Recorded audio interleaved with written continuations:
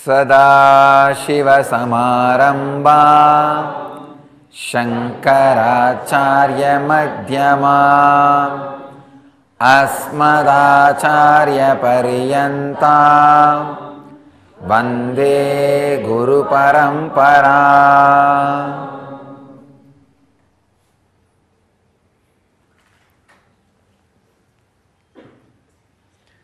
I welcome you all with my love and respects. Today's subject, conflict-free life, the only way out of depression. Again, because these guys are just enchanted with this title. Every day they are giving me the same title.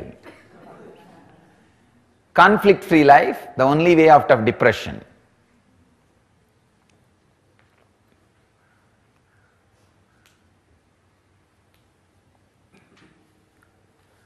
Learn the art of prana pratishta.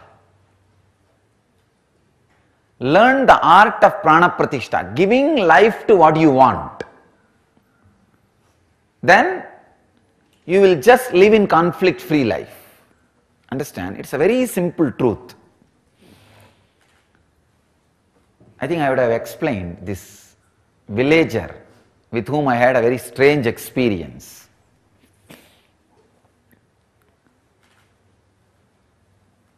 During my wandering, I was resting in the noon time under a tree, putting my head on a small stone which had turmeric, all that little puja was done on that, but I did not expect it is worshipped by somebody as God.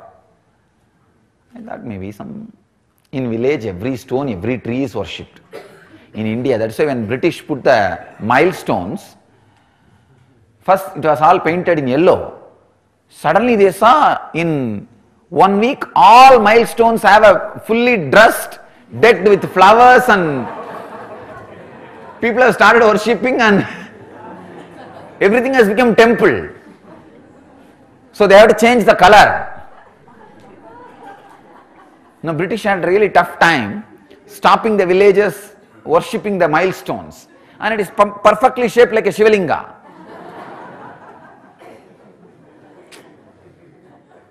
That is why I just bow down to this civilization. How many thousands of mistakes this civilization may have, how much backward it may be, but just worshipping everything, whether it is a stone or a tree, the ability to worship everything, it's not a joke, understand? The ability to bow down to everything, the ability to surrender to everything, the ability to trust everything. One of the greatest gifts from the Ganges civilization to the whole cosmos is the ability to surrender, the ability to worship, the ability to trust, ability to dissolve. It's the greatest gift from the Ganges civilization.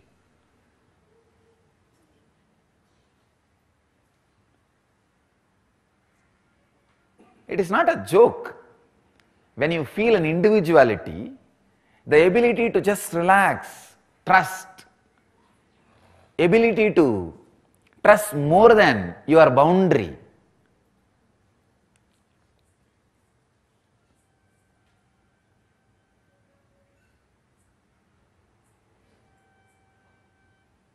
There are many peculiar diseases only the ego-based civilizations suffer. One is osteoporosis. They don't trust their own bone structure. Many of the diseases the ego-based civilizations suffer does not even exist, because these guys just knows how to bow down to anything. Go to village, whether it is a small kids or the officer going to an office or anybody, when they walk on the road, see, every street will have 20 temples, small or big. They will bow down in front of every temple and go.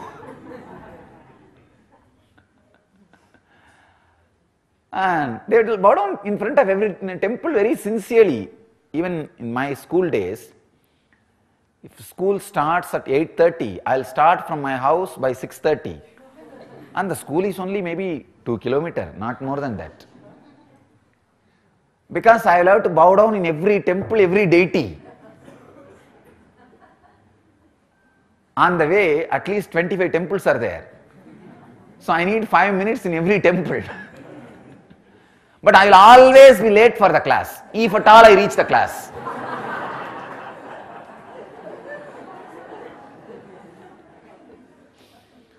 So I had an agreement with my maths teacher. I'll make one more round for you, you give attendance for me.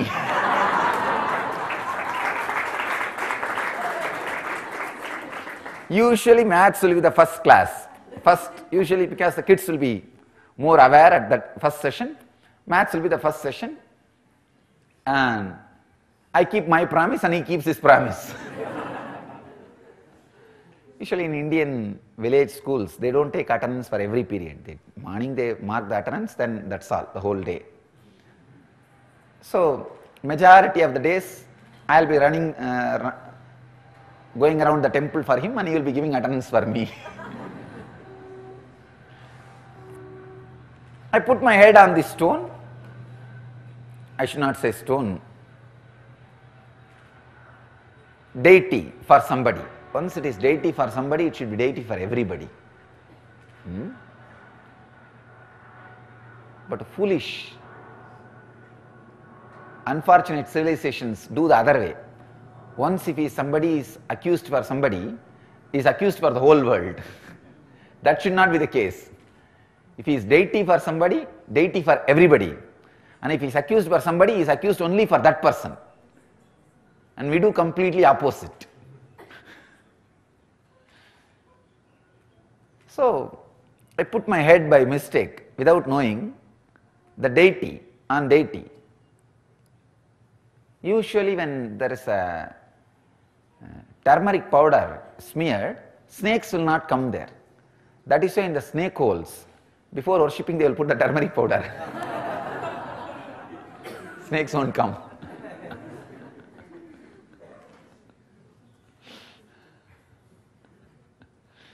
So I thought maybe that is the area where the snakes are too much. So somebody, before resting, they have put turmeric powder. They rested. So I put my head. Maybe in 1 hour, some villager from 2-3 kilometers away, he was running towards me shouting. When he came near me, he just said, "Because you are a sadhu, I am leaving you. Otherwise I would have broken your head. How dare you put your head on my Shiva?" So he had a telepathy connection with the deity. He was sleeping in the house. Noon usually villages rest. See, morning they work before the sunrise, like around 5 o'clock to 8 o'clock, 9 o'clock they work in their field. Then once it becomes very hot, especially Madhya Pradesh, too hot. They rest in the noon time, evening again they come back and work in the field till maybe around 4 o'clock they will start until 7 o'clock, till it becomes completely dark they will work.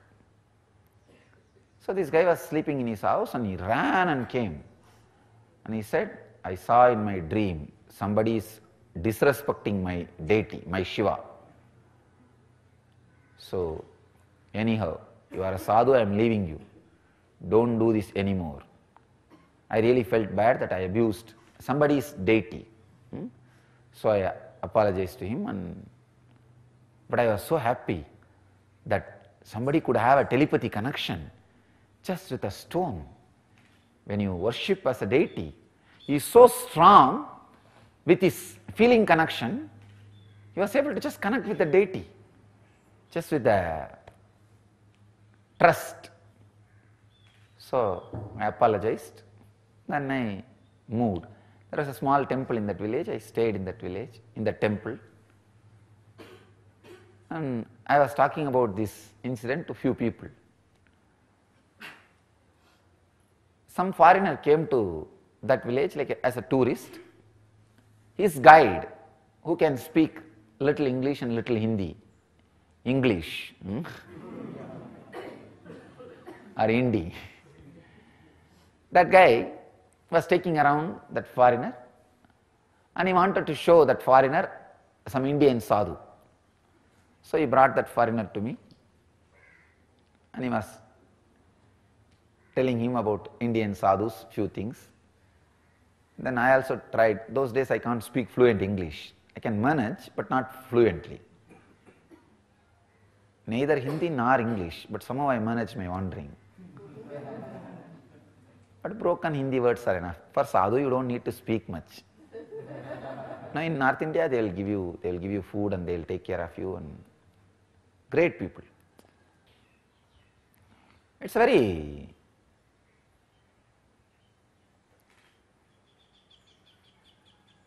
beautiful civilization. In the north, so much of respect and love for the sadhus and for the tradition.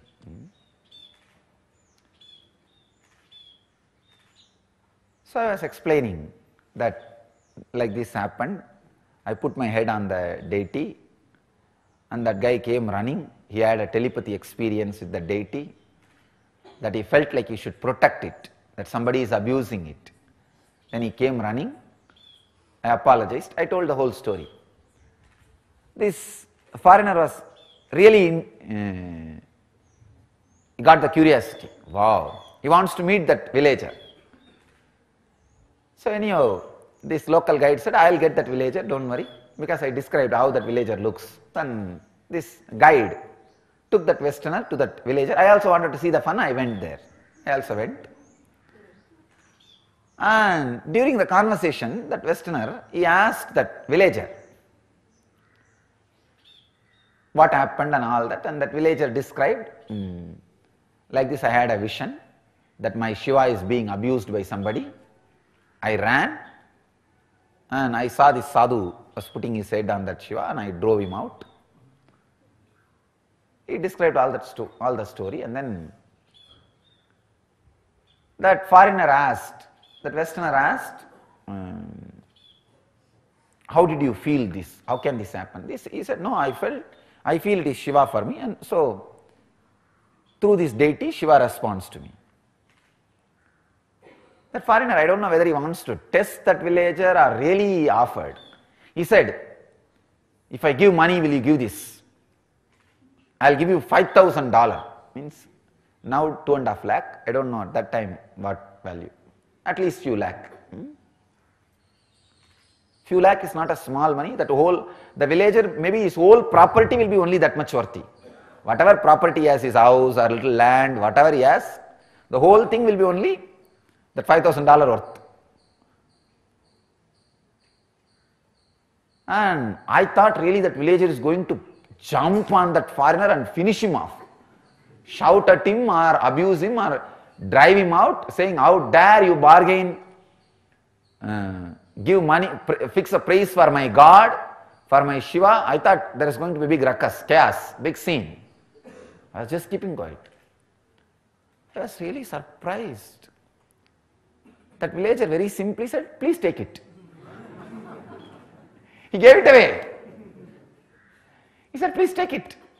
Give the money and take the deity. And that westerner really wanted to carry that as a souvenir. So he gave the money and took it.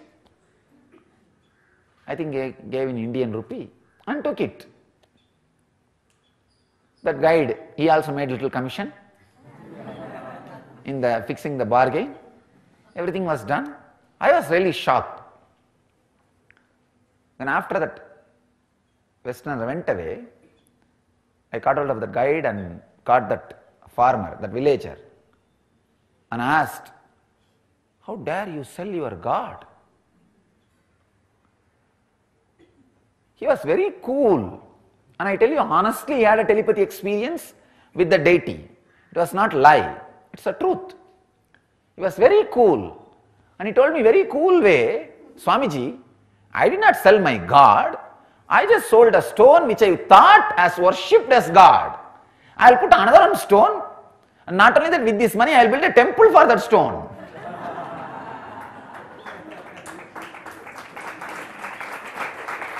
See, and he was very clear, I will put another one stone and do prana pratishtha. And that will become God. Now I did two things. One, satisfied a Westerner and inspiring him in the tradition. You see, he will carry this, it will be a God for him. So in a way I am responsible for spreading Vedic tradition to one person. True. See, he said, naturally he is going to carry it and worship. And I know the science of doing prana pratishtha. I will put another one stone and worship it as a God. And this new stone is going to do the same work for me which the old stone was doing. So I have the ability to do prana pratishtha.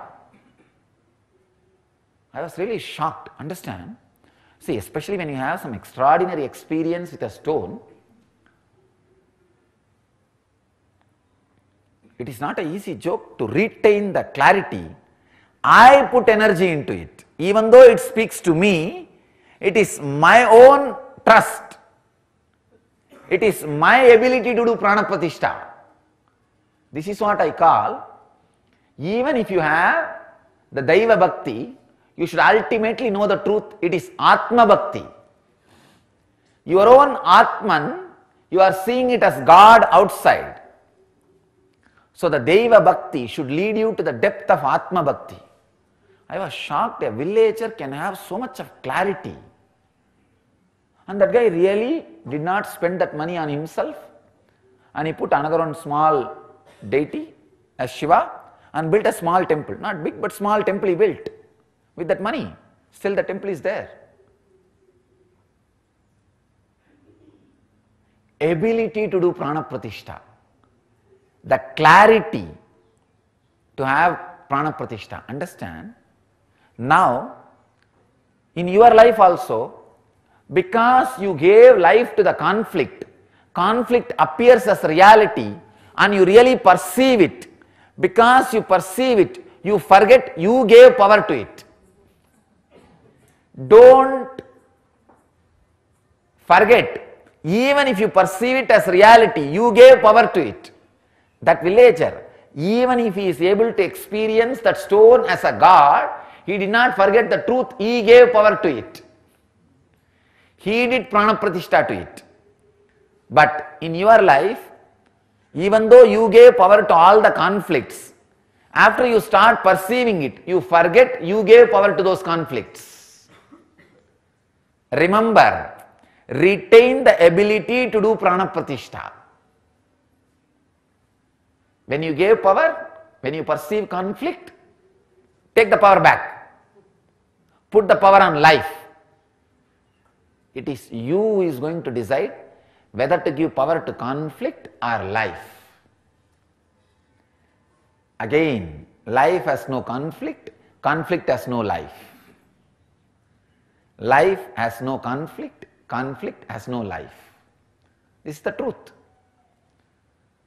So, yesterday I received a question from one early participant. Swamiji, sometimes the conflicts are so real. If I go on feeling it is not true, is it not like cheating myself? Where is the line? Understand, he was asking, where is the line for the optimism? Be extreme optimistic. There is no line. There is no line. You cannot be more optimistic in more worse situations than me. Understand?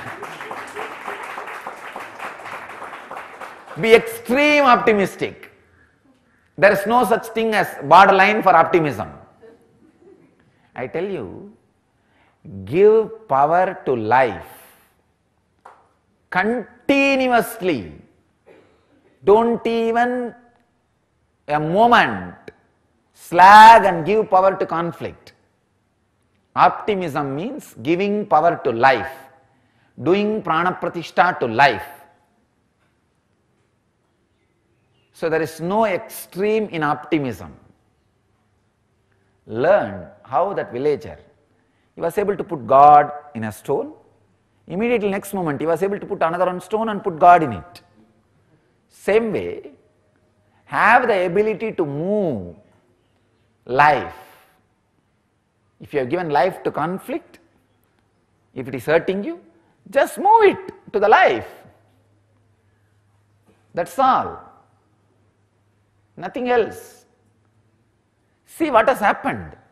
Even though these guys have tried so much, all possible conspiracy, abusal, scandal, finally imprisoning.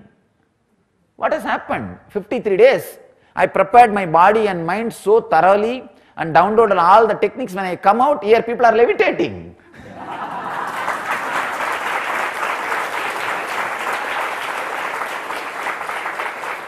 And I am telling you honestly that 53 days I made use so thoroughly, so perfectly, I downloaded a new science.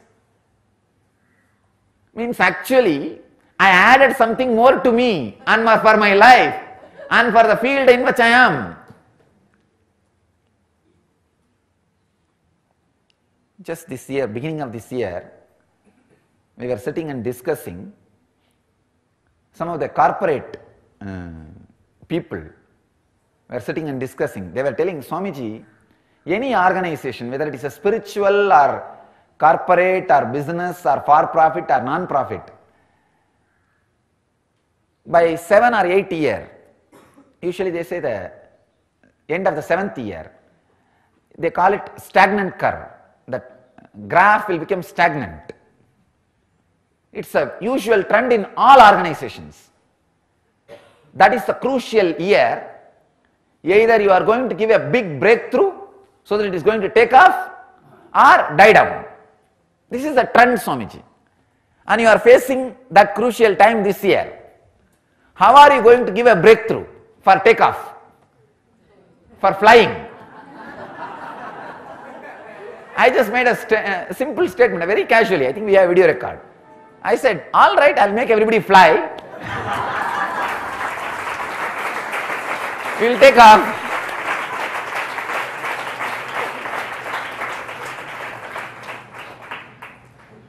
And now we know. Now we have a big, great breakthrough. A new science has landed in the body. New science is expressing. Of course, I know when the samana balancing happens, this levitation or floating on the water or different siddhis starts expressing.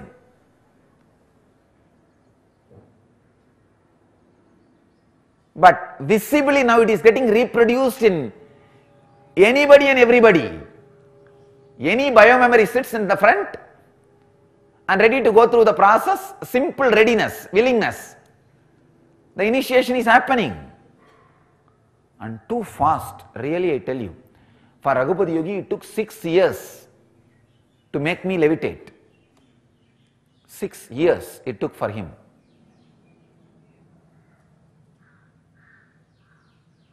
And I think we have not even completed 6 days of early process. Already 50 people at least experienced. 50% have experienced at least psychological and physical levitation. 50 people have experienced at least the physical levitation. And it is not easy joke. You cannot cheat. See, especially in Batmasana and Samana Mudra, try to push your body, nothing will happen. You can push only your hand. Your body can never be lifted. Only when it is really getting lifted by samana balance, it can happen.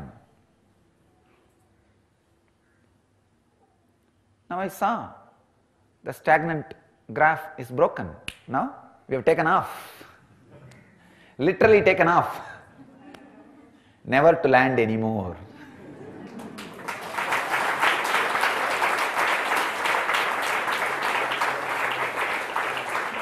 No more landing on planet Earth.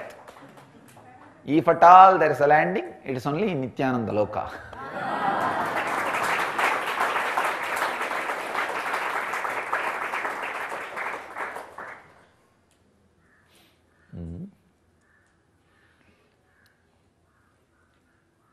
So be extremely optimistic. Even in the last moment of what you think as the worst crisis, life can take over. Understand? Trust the life it is. It has the ability to create miracles. Trust life. It has possibility of miracles. Trust life. Every moment is pregnant with the possibility of miracles. Every second can express miracles. Understand? Whatever small miracles what masters express is just to remind you, life is miracles. Life is miraculous. Understand? This is just like visiting card. Just to remind you, life is miraculous. So have the extreme optimism. Even in the last moment, what you call as life and death situation, even at that moment, life can just take over and tell you, I am here, and create miracles. So have the ability to do prana pratishtha continuously for life. See, whenever you have a conflict, one conflict, life, two are there in you. Give power to life, not to conflict. Give more attention to life, not to the conflict. Reduce your attention and time, thinking process which you supply for conflict. Add more life, more power, more intelligence, more time to life.